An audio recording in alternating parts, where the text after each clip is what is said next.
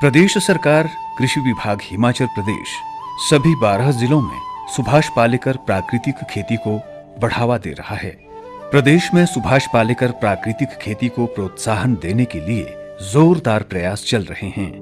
खुशी की बात है कि हमारे किसान भी प्राकृतिक खेती करने को आगे आ रहे हैं।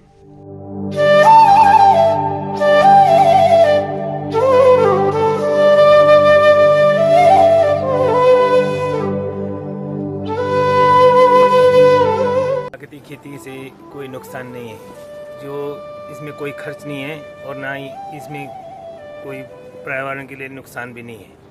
ये बहुत ही सस्ते और आसानी से बनता है। ये हमारे लोकल गाय और का गोबर और मूत्र से ही बनता है।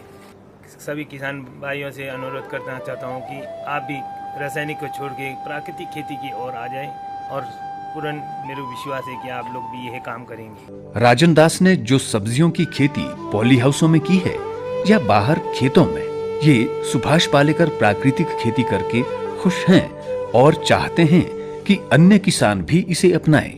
अधिक जानकारी के लिए अपने ब्लॉक के आत्मा परियोजना के BTM या ATM से संपर्क करें। कृषि विभाग हिमाचल प्रदेश द्वारा जनहित में जारी। इस कोरोना काल में जिस प्रकार से सारी की सारी व्यवस्थाएं अस्त व्यस्त हुई हैं और जैसे जैसे भारत सरकार द्वारा समय समय के ऊपर निर्देश जारी किए गए हैं, उसके अंतर्गत हमने स्टेट के अंदर बसेस की मूवमेंट को परमिशन दी थी और फिर उसके बाद थोड़ा और डिमांड आया तो फिर हमने नाइट सर्विसेज बसेस जो है वो शुरू की हैं।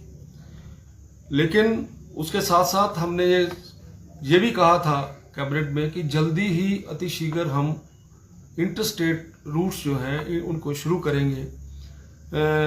उसमें केवल यही लगाया था कि उसके लिए SOP बने और आपको मुझे बताते हुए इस बात का की खुशी भी है कि SOP तैयार हो गई है और आने वाले दिनों में, क्योंकि नवरात्रे हैं, दूसरे प्रदेशों से बहुत से लोग मंदिरों में आएंगे, तो आने वाले दिनों में इंटरस्टेट बसेस जल्दी ही चलनी शुरू हो जाएंगी, ऐसा मेरा मानना है।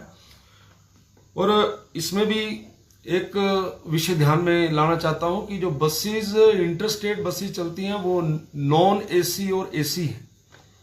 कोरोना के भय से आज भी ये माना जाता है कि AC बसेस का प्रयोग करने से कोरोना जो है वो ट्रांसफर होगा। इसलिए मुझे ऐसा लगता है दो प्रस्ताव हमारे गए हैं कि एक तो इंटरस्टेट बसेस चले और दूसरा क्या पहली चरण में केवल और केवल नॉन AC बसेस को ही चलाया जाए।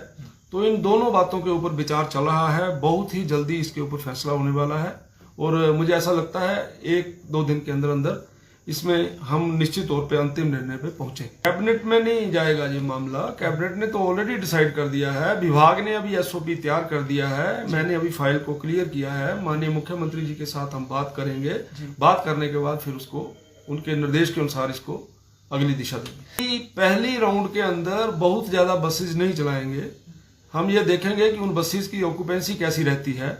लेकिन फिर भी जो प्रोमिनेंट प्लेसेस हैं, चाहे वो चंडीगढ़ है, चाहे वो हमारा हरिद्वार है, चाहे कोई और जगह है, वहाँ के लिए हम प्रेफरेंस देंगे ताकि जो लोगों को मुश्किलात आ रही है उन मुश्किलात को जो है वो उसका हम सामना